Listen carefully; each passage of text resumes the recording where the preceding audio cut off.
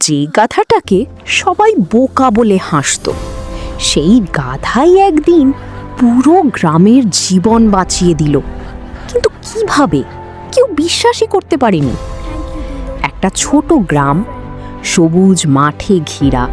সেখানে থাকতো এক গরিব মানুষ, মোহন। তার একমাত্র সঙ্গী একটা গাধা, নাম ধুলো। গ্রামের সবাই বলতো ওটা শুধু বোঝা টানে, বোকা প্রাণী।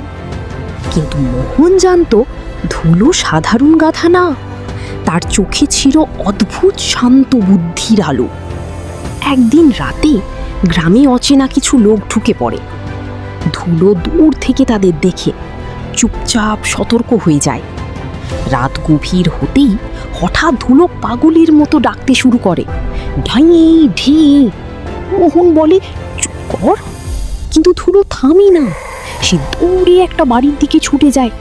আর ঠিক তখনই অন্ধকার থেকে বেরিয়ে আসে চোরেরা।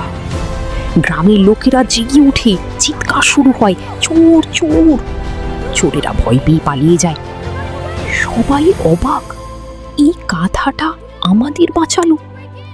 কয়েকদিন পর হঠাৎ নদীর জল বেড়ে যায়, বন্যা আসছে। সবাই ভয় পেয়ে যায়। ধুলো আবার অস্থির, একটা উঁচু পাহাড়ের দিকে ছুটে যেতে থাকে। মোহন বুঝে যায় কিছু দেখছি, আমাদের ওর পিছনে যেতে হবে। সবাই ধুলোর পেছনে যায়, আর ঠিক সময়ই তারা পৌঁছে যায় উঁচু জায়গায়। কিছুক্ষণ পর পুরো গ্রাম ডুবে যায় জলে।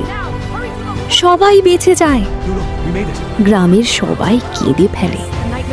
যাকে আমরা বোকা বলতাম, সে আমাদের জীবন বাঁচালো। ধুলো চুপচাপ দাঁড়িয়ে থাকে, কোনো শব্দ নেই, শুধু কাজটাই কথা বলে। কাউকে দেখে বিচার করা মানে নিজের চোখকেই সবচেয়ে বড় ভুলে ফেলা। যদি এই গল্পটি আপনার ভালো লেগে থাকে, তবে আরও গল্পের জন্য চ্যানেলটি সাবস্ক্রাইব করুন।